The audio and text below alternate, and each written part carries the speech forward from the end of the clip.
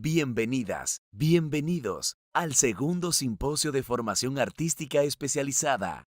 Como espectador, usted puede hacer preguntas o plantear su punto de vista en la sección de mensajería instantánea que está en la parte inferior de su pantalla. Las mismas serán respondidas por los panelistas al final de la conferencia. Además, puede pulsar el icono de levantar la mano. De tener acceso como panelista, favor silenciar su micrófono hasta que corresponda su turno. Gracias por asistir. Bien, a continuación vamos a leer los requisitos para obtener el certificado de participación de este segundo simposio de las Bellas Artes. El simposio es totalmente gratuito. Para los que deseen colaborar y apoyar estas iniciativas educativas, existe un listado de donativos de materiales gastables que podrá solicitarnos y decidir a qué escuela o academia desea que se entregue. Entre los requisitos está ser mayor de 18 años y presentar cédula, número de identidad. Comprometerse a asistir a todas las sesiones directo en streaming y cumplir con los trabajos asignados. Para certificarse debe entrar en la reunión Zoom en directo manteniendo un número de asistencia, por lo que al entrar debe ser manteniendo el nombre real en el perfil de Zoom durante las mismas. La entrega de este certificado será de manera digital. Entrar a la reunión del día 15 de enero del 2022 a las 10 de la mañana, donde programaremos los grupos y las entregas del trabajo. A continuación tendremos la ponencia, la apropiación en las artes visuales, especialmente la pintura, a cargo de la directora de la Galería Nacional de Bellas Artes. Le damos la bienvenida a esta entrega a la señora Marian de Tolentino. Profesora Marian de Tolentino, ¿cómo está? Bien, vamos a continuar leyendo la reseña de la profesora Marian de Tolentino. La profesora Marian de Tolentino es directora de la Galería Nacional de Bellas Artes en Santo Domingo, República Dominicana, curadora, asesora cultural y premiada en innumerables ocasiones por la Asociación Dominicana de Críticos de Arte como la mejor crítica de arte en medios de comunicación. Profesora Marian de Tolentino, ¿cómo está? Muy bien y feliz de estar con ustedes. Qué bueno, nos alegramos mucho. El escenario es todo suyo, maestra. Puede comenzar cuando Bien. guste. Bueno, en primer lugar, felicitamos la Dirección General de Bellas Artes y su Departamento de Formación Artística Especializada por celebrar un segundo seminario, luego del éxito del primero el año pasado. Agradecemos la oportunidad de presentar una ponencia por segunda vez. Esperamos que el tema, la apropiación en las artes visuales o apropiación en el arte y particularmente en la pintura, podrá no solamente contribuir a la educación artística, sino divertir y hasta causar sorpresa. No hemos olvidado el planteamiento de Molière, genial teatrista y autor dramático clásico, que afirmaba que el propósito del teatro era educar a los hombres divirtiéndoles. Criterio válido para las demás bellas artes: informar, educar y entretener. ¿Qué es una apropiación en el arte? Como un medio de investigar, el artista visual recurre a la obra de otros creadores, a menudo magistrales. Se fundamenta, se apoya en ella para enriquecer su propia creación, su propio talento. La diferencia consiste en que es raro que un artista lo haga abiertamente. y como soporte válido de su trabajo y una búsqueda teórico-práctica. Si bien es cierto que este proceso puede suceder en distintas categorías, como la escultura y la instalación, es más frecuente en la pintura. ¿Cuántas veces no hemos visto a dibujantes y pintores imitar a artistas ilustres, esperando que nadie se dará cuenta de la fuente de inspiración e investigación? Pero efectivamente puede suceder que el genio ajeno alimente su éxito y se convierta aún en una obra original. Entonces, vamos a presentar imágenes de apropiaciones, casi todas en pintura, excepto la primera, y no solamente nacionales, sino internacionales. Son un poquito más de 40, en realidad podría haber más de 100 y mucho más. Y yo espero aún que después de escuchar esta ponencia, yo voy a decir esta lección, pero no es una lección, ustedes se entusiasmen y vayan buscando otras apropiaciones. Cuando nos referimos a la apropiación, se trata de un proceso totalmente distinto de la usurpación del talento de otro creador. La apropiación, en sentido positivo, es, como bien lo enuncia Dominique Berthet, especialista martiniqueño del tema, la apropiación es un proceso activo, un acto voluntario, consciente, pensado, que releva de cierto compromiso. Podríamos decir que en vez de interpretar un paisaje, unas flores o un rostro para representarlos en un cuadro, o sea, una apropiación de la realidad observada, el pintor hace lo mismo, pero él estudia la obra de otro pintor, generalmente ilustre. Se siente motivado, inspirado, impulsado, y al recrear el cuadro de un artista, le rinde así un homenaje. Algo como si expresara: he descubierto que su obra es tan buena y tan interesante que yo la voy a tomar como modelo. Lejos de sustraer el fruto de un talento para conseguir fama o beneficio, es un diálogo, una lectura, un encuentro, una reinvención, recreación, reinvención, que culmina de manera declarada y evidente en un tributo rendido a un maestro y un resultado innovador para la obra segunda. Vamos a presentar una apropiación muy reciente primero. Ustedes tienen por delante, yo creo que casi todo el mundo lo conoce, es el Arco de Triunfo de París, que se encuentra en la Place de l'Étoile, Plaza de la Estrella.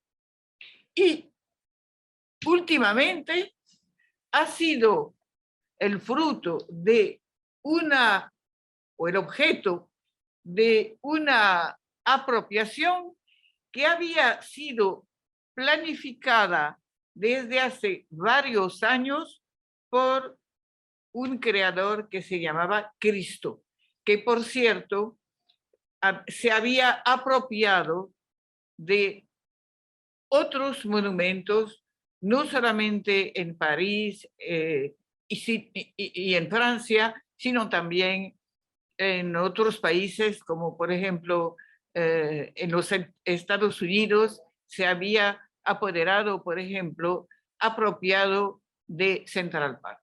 Entonces, mire lo que le pasó al Arco de Triunfo. Se lo apropió Cristo. Y, como lo pueden ver, ese monumento inmenso se cubrió de una tela muy especial. Eso tomó muchos días y solamente quedó presentado durante 15 días, pero congregó, como ustedes lo pueden ver, una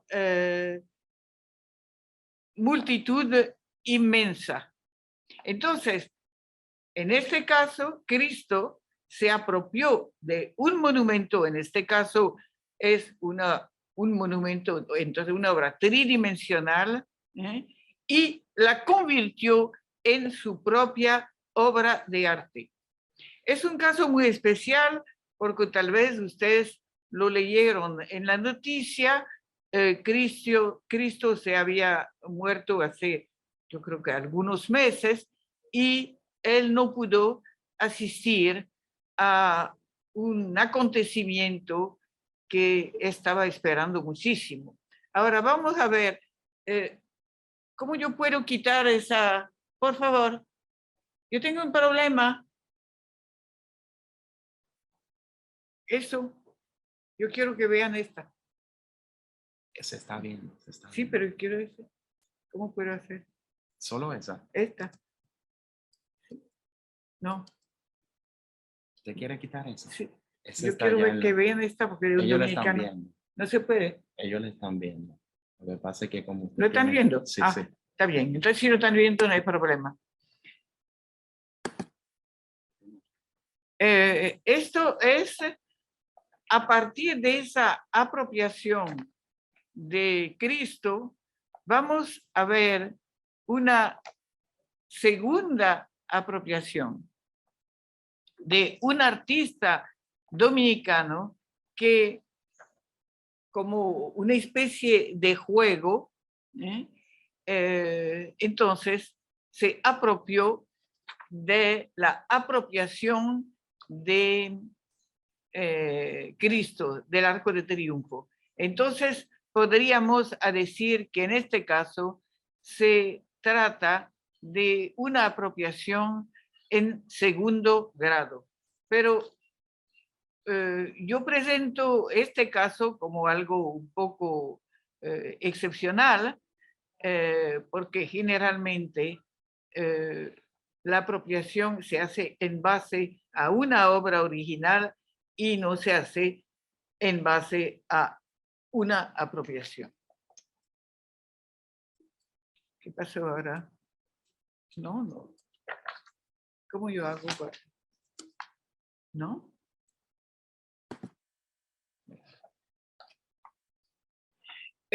Aquí está el caso de otra apropiación que es prácticamente una copia, que es un cuadro de Luis de Sangle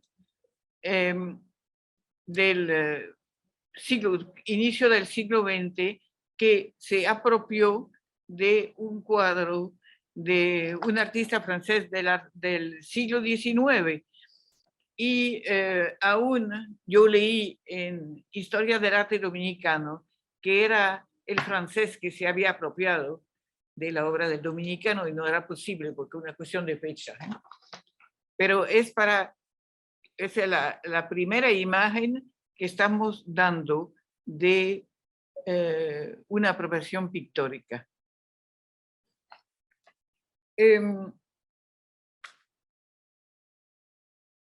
Tal vez ustedes habrán visto, ese es otro ejemplo dominicano, ese cuadro inspirado de Van Eyck, pintor del siglo XVI y una de las primeras obras en óleo sobre tela. Y quien se apropió de la obra en este caso fue nuestro José Sestero. Entonces, José Sestero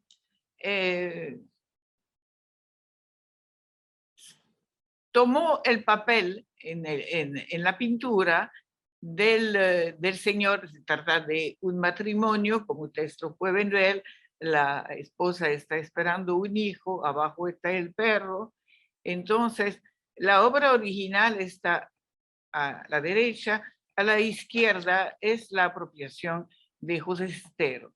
José Sestero, que llamamos también a veces el pintor de la ciudad colonial, es un gran artista, un gran técnico también de la pintura e hizo varios ejemplares de esa apropiación del matrimonio por Van Eyck. Él lo hizo con mucho gusto, con mucha alegría, porque sabemos que José Sestero tiene un gran sentido del humor. Él le gusta apropiarse de los protagonistas o de los personajes de una pintura como si él mismo fuera él dentro de la pintura. Él se ha apropiado de decenas de personajes criollos y extranjeros, vivos o muertos, en sus pinturas y dibujos. Bueno, todavía esto. Veremos un poco más tarde, porque no está ahí en el orden, cómo él se apropió, por ejemplo, de un retrato de la pintora Frida Kahlo. Una de las obras que ha sido recreada una infinidad de veces es la Gioconda de Leonardo da Vinci. Digo una infinidad de veces porque son decenas de veces y se han apropiado de ellas tanto verdaderos artistas que realmente han recreado, han reinventado la Gioconda, como es el caso de la obra del medio por Fernando Botero, o han hecho una burla, se han mofado de la obra del gran renacentista, lo que a veces es un poco chocante.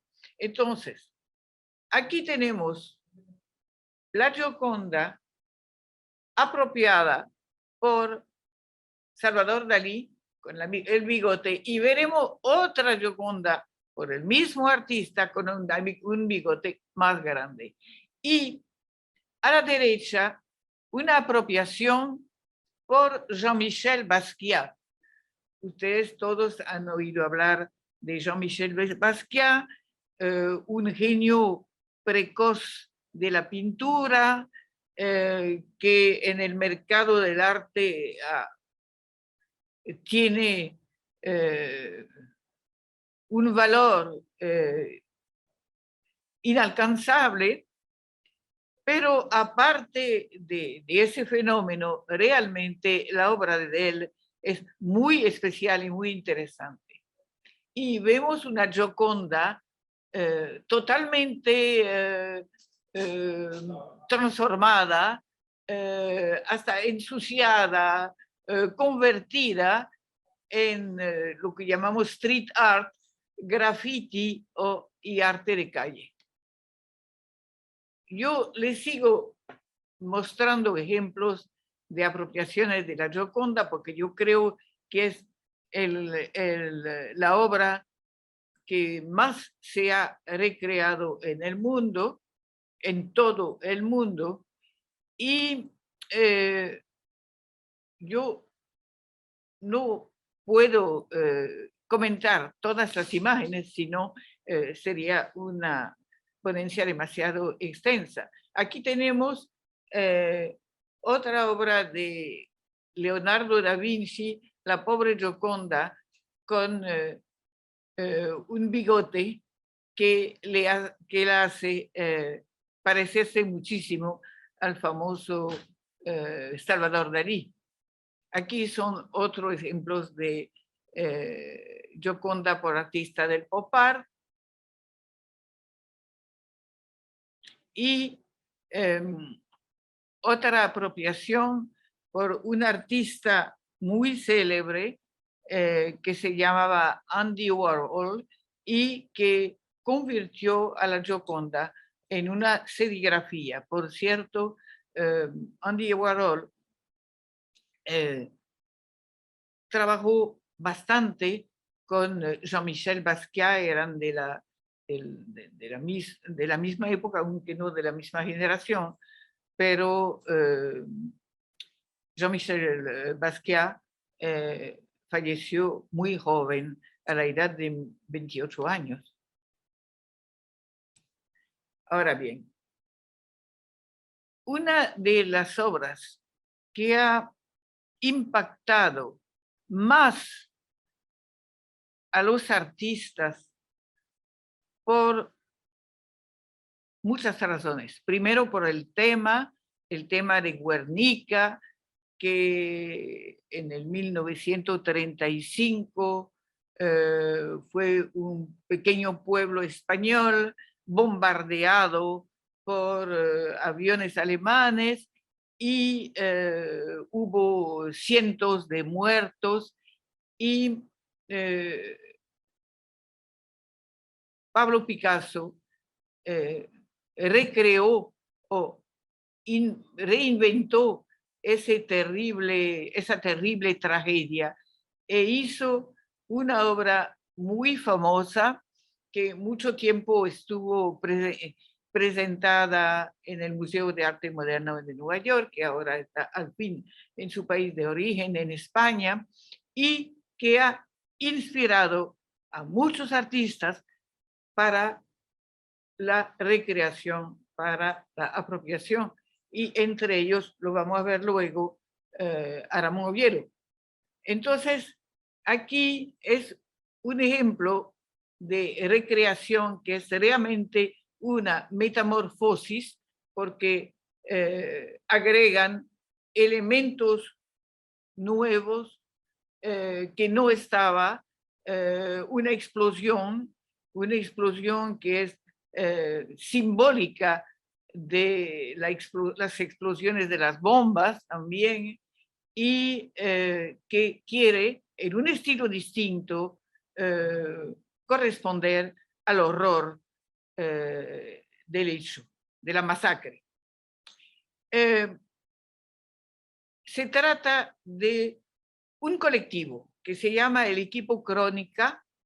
Había español, había 3 artistas, después hay uno que dejó eso ocurre muy a menudo cuando hay un colectivo, varían sus artistas, aumentan, disminuyen. En ese caso hubo 2 y finalmente hay uno solo que se queda vivo. Y por cierto, hubo una exposición del Equipo Crónica en el Museo de Arte Moderno, en nuestro MAM, hace algunos años.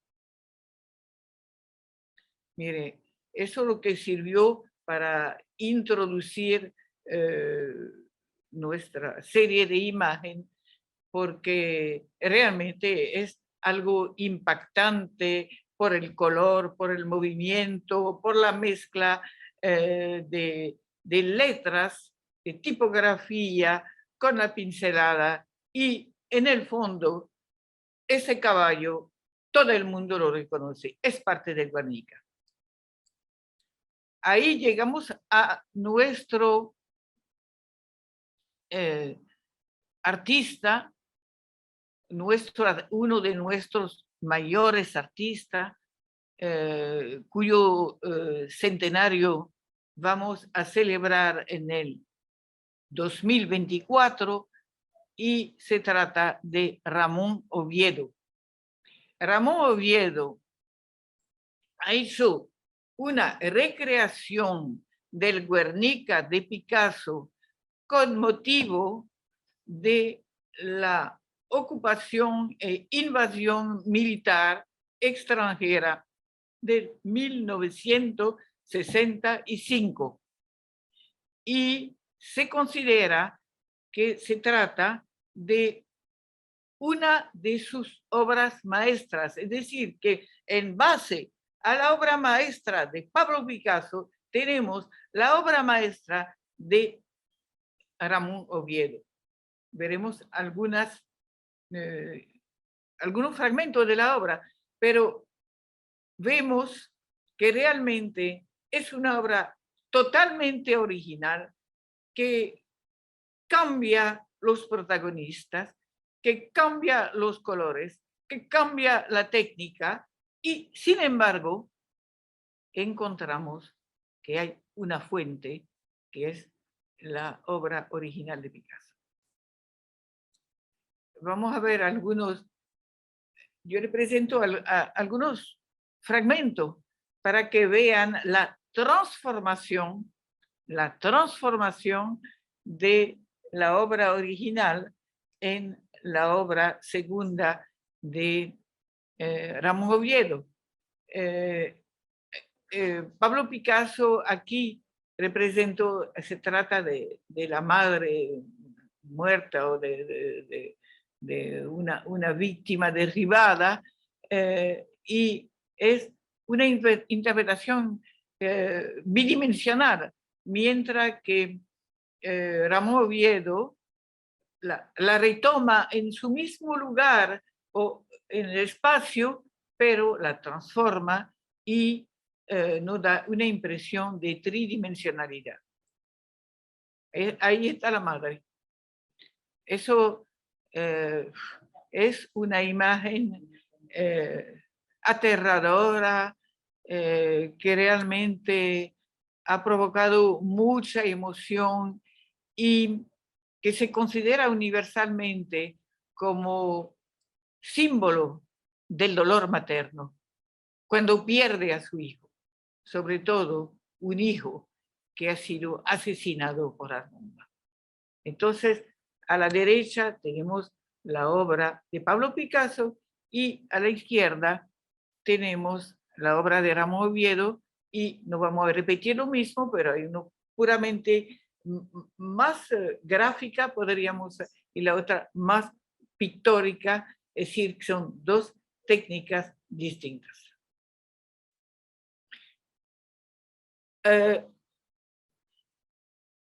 A Ramón Oviedo le fascinaba a Pablo Picasso, pero le fascinaba a Pablo Picasso, le fascinaba a Pablo.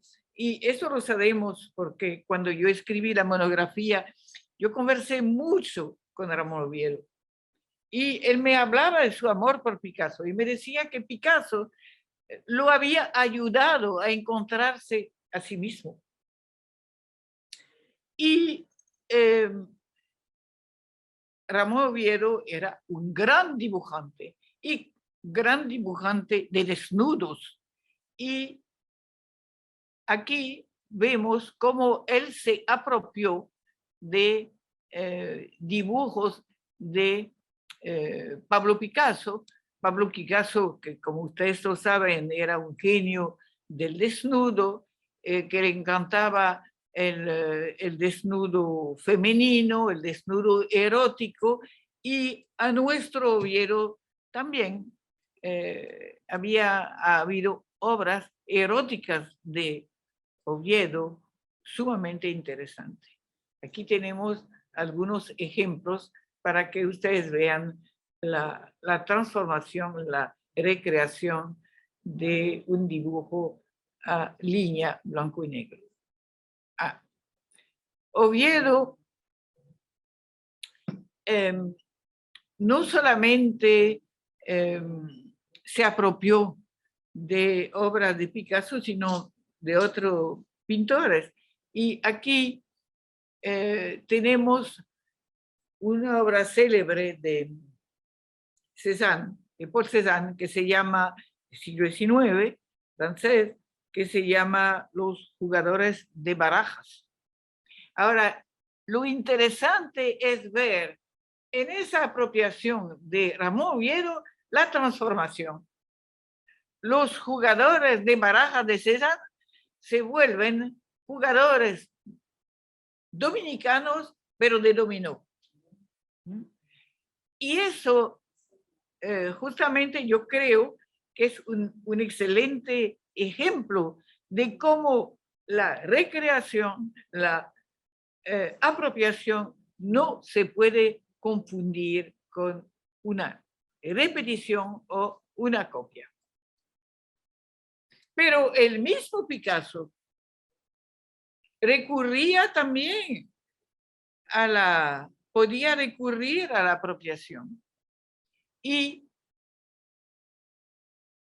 él, un poco mayor, de todas maneras, que Paul Cézanne, pero más o menos en un contexto de época, en un desnudo, uno de sus desnudos célebres de la época azul, aquí es rosa, y sin embargo la época azul todavía es el 1905, la época rosa el 1910, pero bueno, niño y caballo, y vemos en la silueta del niño un cierto parentesco con la silueta con el cuerpo del bañista de Paul Cézanne.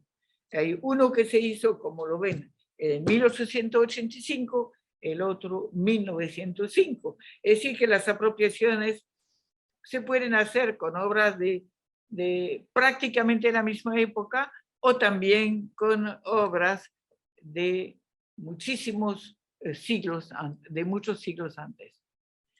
A veces la apropiación y la recreación se hace en un mismo movimiento pictórico, un mismo movimiento artístico. Por ejemplo, aquí tenemos dos obras típicas del cubismo. El cubismo, como ustedes lo saben, es un movimiento que prácticamente se dice que empezó con una obra de Picasso del 1907 que se llamaba Les Demoiselles d'Avignon, las señoritas de Avignon, y luego llegó a su apogeo entre 1910 y 1920. Y los tres grandes del cubismo fueron Juan Gris, aquí lo tenemos, Georges Braque y Picasso. Y podemos ver en las obras cubistas cómo se apropiaban, recreaban las obras de los demás. Era como una especie de juego, de algarabía pictórico.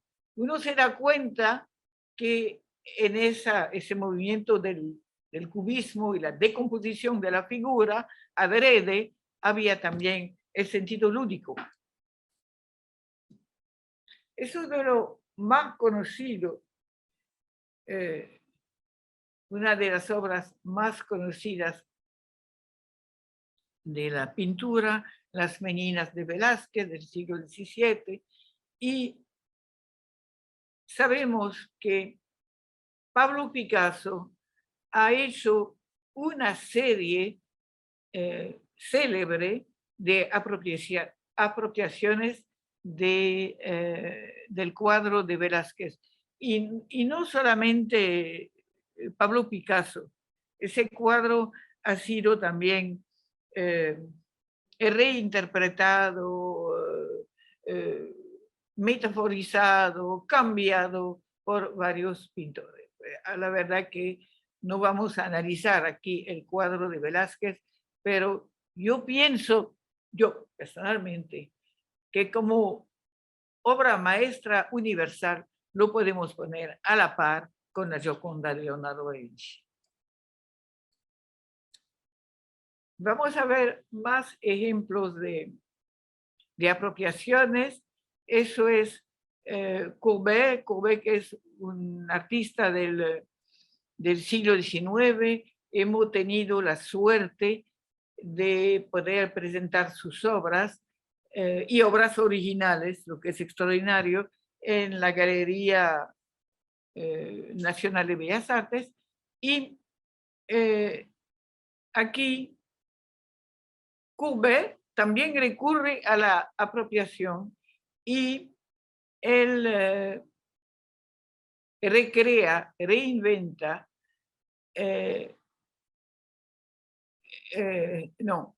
Gauguin reinventa una obra de Courbet. Gauguin, bueno, tenía tal vez unos 25 años o 30 años más que Courbet, era más o menos de la misma época.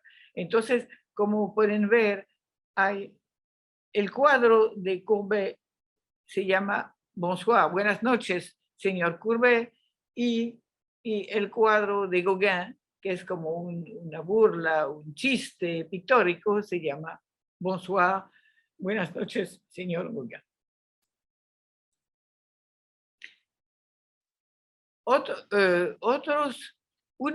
Uno de los artistas que más ha inspirado a los pintores es Vincent van Gogh. ¿Por qué? Bueno, por su obra genial y también por su drama, por su desgracia, por su locura, se podría decir, sus problemas mentales, por sus inmensos sufrimientos que culminaron en un suicidio. Entonces, yo diría que Van Gogh ha sido un ícono realmente de la pintura y lo sigue siendo, y hay muchas apropiaciones de la obra de Van Gogh. Aquí tenemos, y eso nos puede sorprender, esos son los inicios de un pintor muy conocido y también de un valor excepcional, que se llama Francis Bacon, que realmente es un símbolo del expresionismo, no vamos a decir contemporáneo, sino moderno, extremadamente dramático, especial, y que demuestra un dominio tanto de la pintura como del dibujo subyacente. Y en sus inicios, él se inspiró de Van Gogh.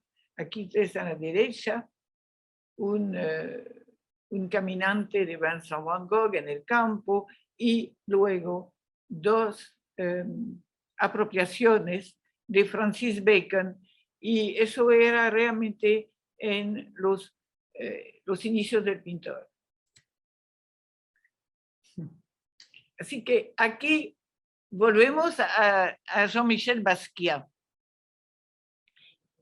Volvemos a Jean-Michel Basquiat, irreverente, burlón, extremadamente simpático. Yo tuve, por suerte, tuve la suerte de verlo, por cierto, en Nueva York, y yo le puedo decir que había una cola de cientos de personas pasando por las galerías para verlo pintar.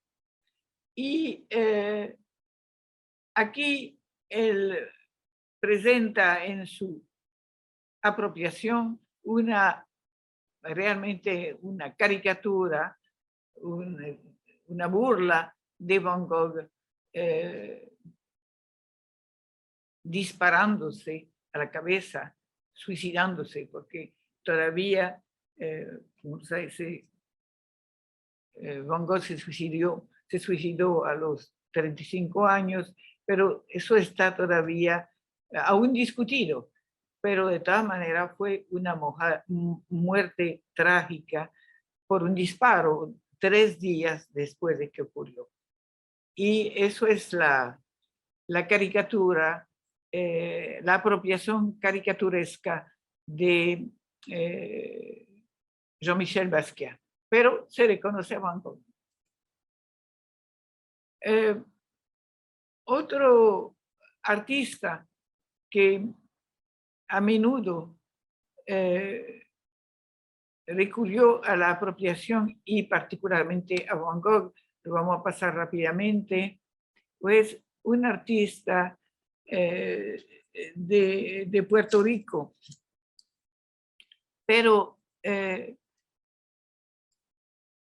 para que ustedes vean la transformación, vemos cómo el original de Van Gogh era un original, en ese caso, lozano, con respecto de la perspectiva,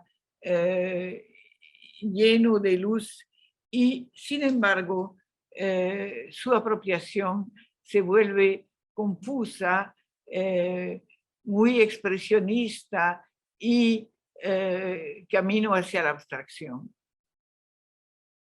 Aquí también, como lo saben, Van Gogh hizo una cantidad de autorretratos. Se explica porque Van Gogh no podía, tenía tan pocos recursos que él no podía pagarse un modelo, y lo que hacía era ponerse delante de un espejo y recrear su rostro. Ha hecho decenas de autorretratos. El grito de Klimt,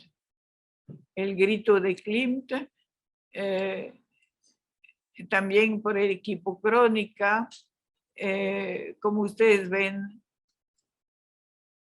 por el mismo equipo, ahora un contexto totalmente diferente, pero uno reconoce la obra original que yo voy a mostrarle ahora, aunque el ambiente ha sido totalmente cambiado. Y en vez de ser una obra triste, una obra trágica, una obra que cuestiona la realidad y el tiempo y el espacio, es una fuente de alegría de la niñez. La obra original que muchos de ustedes deben conocer y que yo creo que también se han apropiado de ella en la pintura dominicana.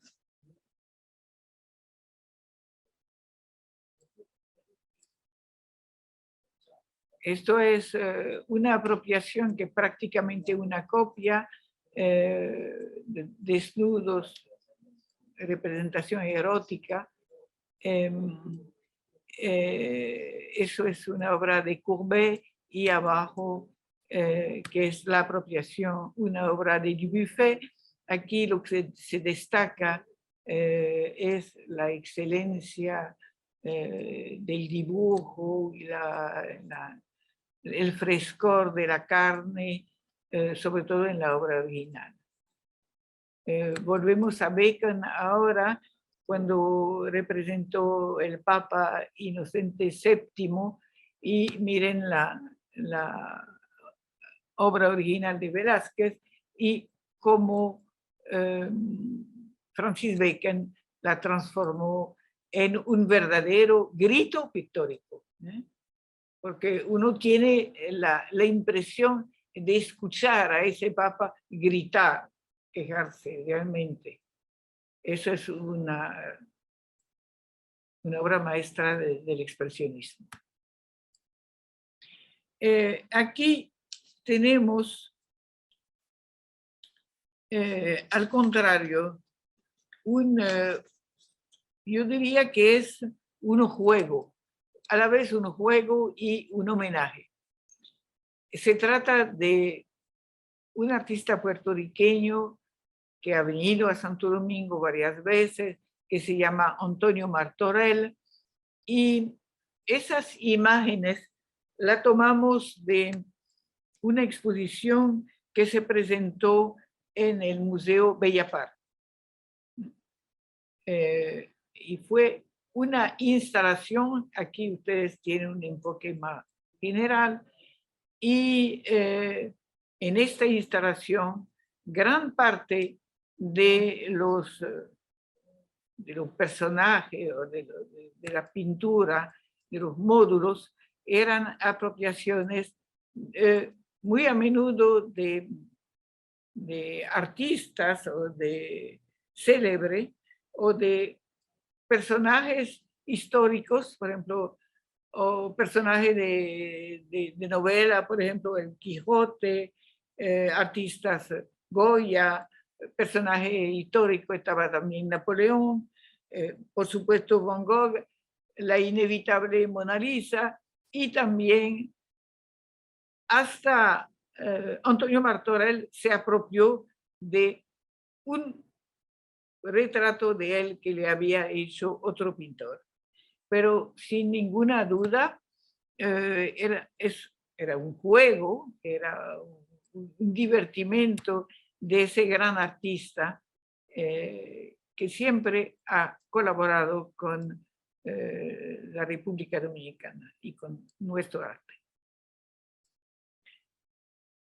Aquí tenemos un ejemplo de apropiación de Salvador Dalí,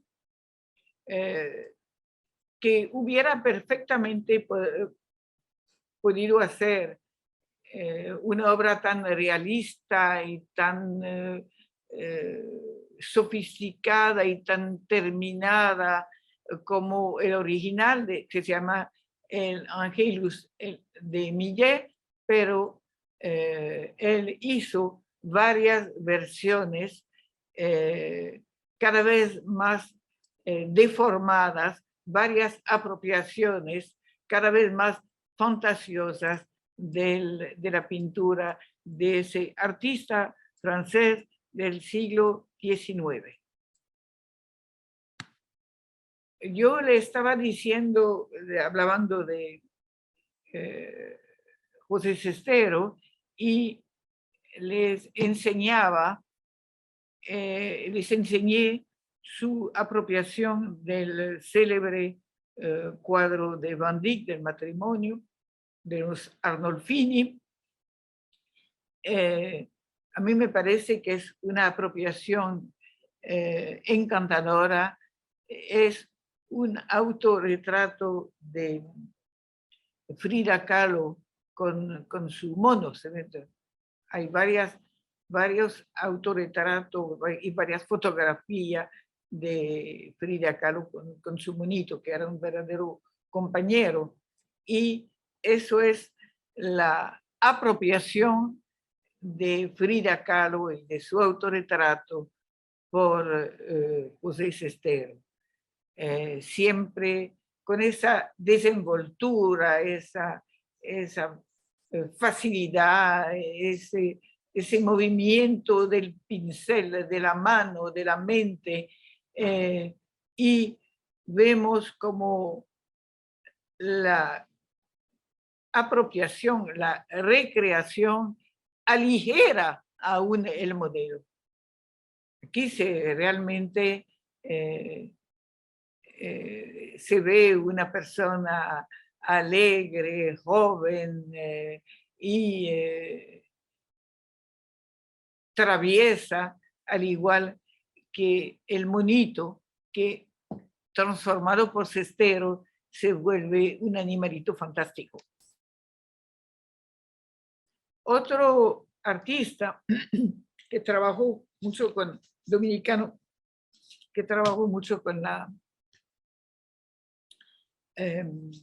apropiación y con otras obras célebres, fue José Rincón Mora, porque Rincón Mora es uno de nuestros más grandes maestros. Desgraciadamente desapareció a destiempo. Era una persona un poco difícil y además él compartía su trabajo y su residencia entre la República Dominicana y la y Alemania, y no siempre lo teníamos con nosotros, pero es una obra magnífica que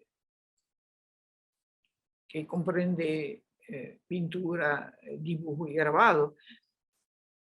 Pero entre estas obras y esta pintura está la apropiación. No la apropiación en este caso. Eso es una apropiación por él de una obra de Picasso. Aquí hay una apropiación y es interesante porque él pasa de la escultura a la pintura. Aquí se le señaló, para que sea más preciso, que se trata de una pequeña escultura que está en el convento dominico, en Santo Domingo. Y es interesante ver cómo Ringo Mora se apropia de esa escultura muy reconocible y la presenta al revés.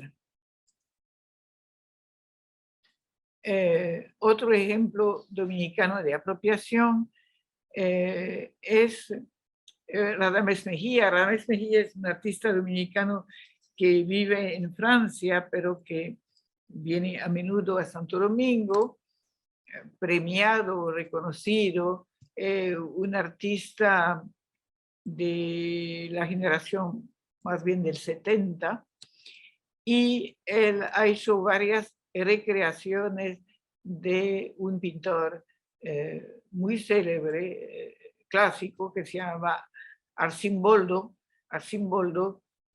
cuya característica era componer rostros y obras utilizando elementos de la naturaleza, fruta, flores, árboles, y muy a menudo buscando más bien la fealdad que la belleza, con una técnica insuperable. Otra obra de Arcimboldo, otro homenaje por Radames Mejía.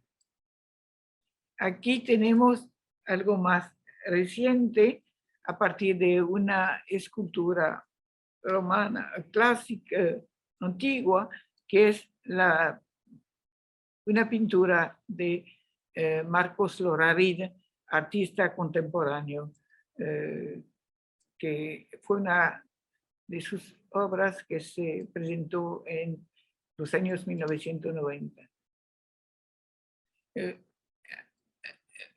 Veremos algunas obras más rápidamente porque falta una pequeña parte de la propuesta, aparte de la apropiación. También hablaré de otro tema que es el plagio o la copia. Entonces vamos a apresurarnos un poquito. Aquí ustedes conocen y admiran a ese artista de los 80, generación de los 80, que se llama Enriquillo Amiyama, y que conocen muy bien, sobre todo por sus mangos. Yo creo que nadie ha interpretado los mangos con tanto talento, y es interesante observar que Enriquillo Amiyama, cuando pintaba esos mangos, era en cierto sentido una apropiación de otras frutas, de manzanas pintadas por la artista mexicana Marta Chapa, que también estuvo en Santo Domingo. Pero Enriquillo Amiyama, que tiene una mente muy, muy ágil, muy inquieta, no quería limitarse a esos mangos que todo el mundo estaba esperando, pero situar su obra en otro contexto. Entonces, él se inspiró de varios artistas, entre ellos Jasper Jones, el norteamericano, y el y Henri Matisse. Aquí ustedes tienen ejemplo de, aquí una recreación, de una apropiación de Henri Matisse, por ejemplo, por Enriquillo. Aquí está el original de Henri Matisse y aquí está la apropiación que lo coloca como si fuera en el fondo, le da una luminosidad muy especial y con estos dos mangos que no podían faltar. Aquí, de la escuela de Fontainebleau es un cuadro muy célebre, que esta apropiación ha sido hecha por un artista dominicano joven, aún muy dotado, muy revolucionario en su manera de pintar y de pensar en arte, que se llama José Ramia. Y es nuevamente una obra, una apropiación hecha con mucho sentido del humor. Entonces, hemos hablado hasta el momento de la apropiación, hemos presentado imágenes que la muestran como una forma de reinventar un original y a partir de ese original hacer una obra personal. Pero sabemos que no solamente hay la apropiación que es un modo de crear recreando, sino hay artistas o pseudo artistas que no se apropiaron, no recrearon, sino lo que hicieron, lo que se llama el plagio o la falsificación, y eso puede llegar hasta considerarse como una actividad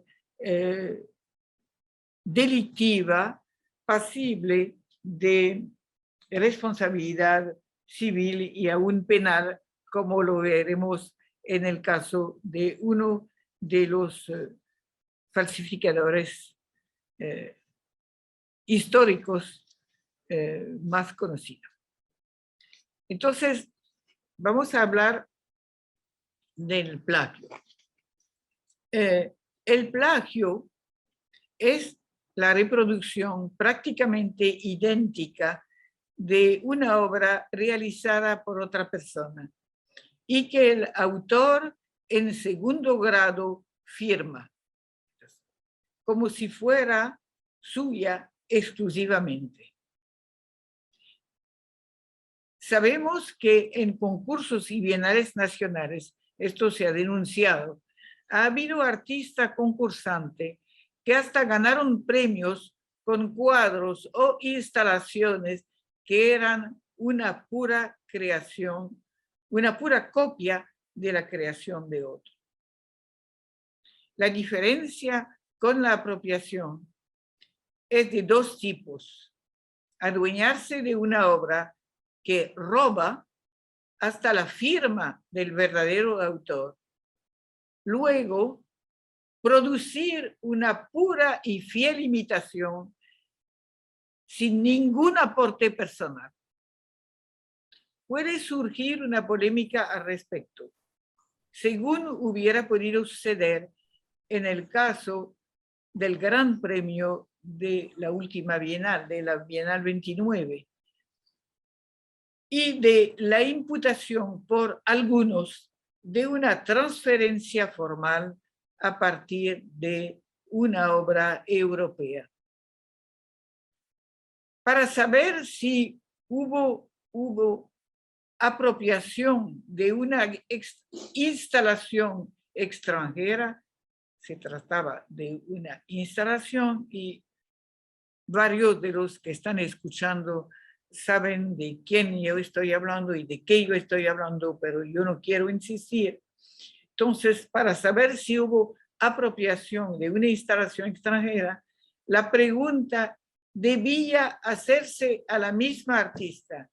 Y, por cierto, la artista ha negado absolutamente y con firmeza que se haya inspirado de una instalación alemana. Yo creo que el próximo viernes, por cierto, hay una entrevista pública en el Museo Moderno y ella podrá responder a las preguntas. Todavía más grave que el plagio es la falsificación, que se produce casi siempre en pintura o en piezas arqueológicas. Sabemos que muchas obras taíno que se creían auténticas en realidad eran falsificaciones.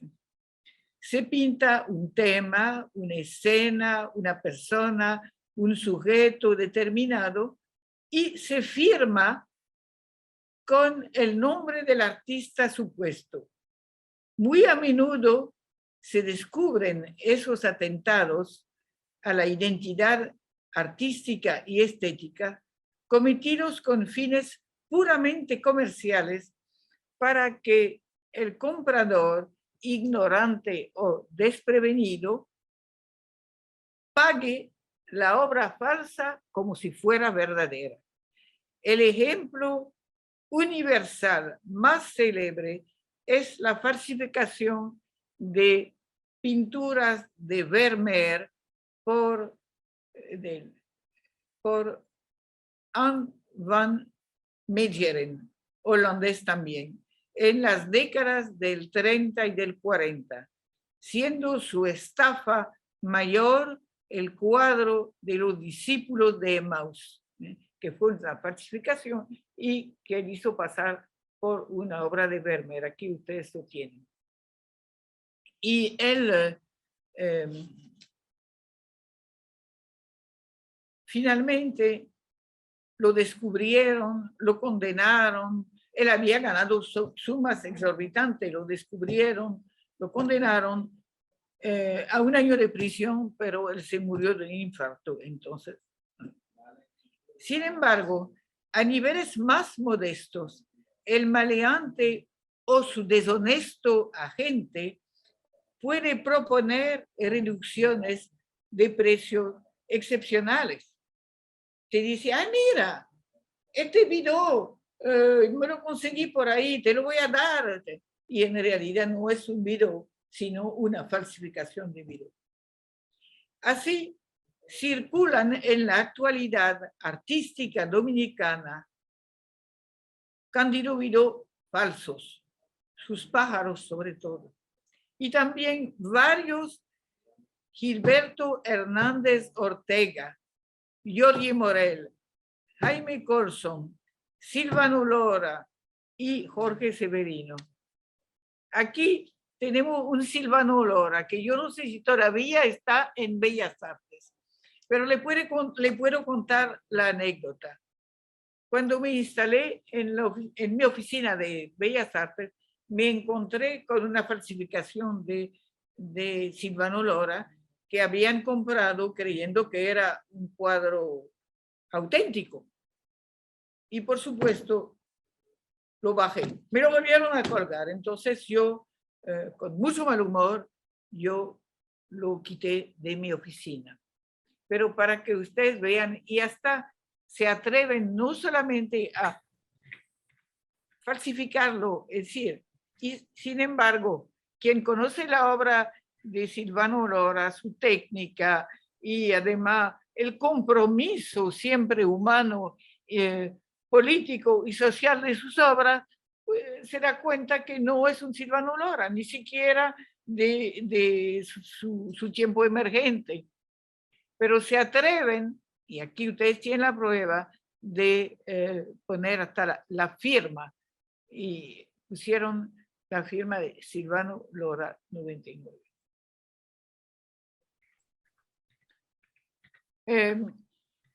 A veces, justamente, una apropiación puede ser premio de Bienal.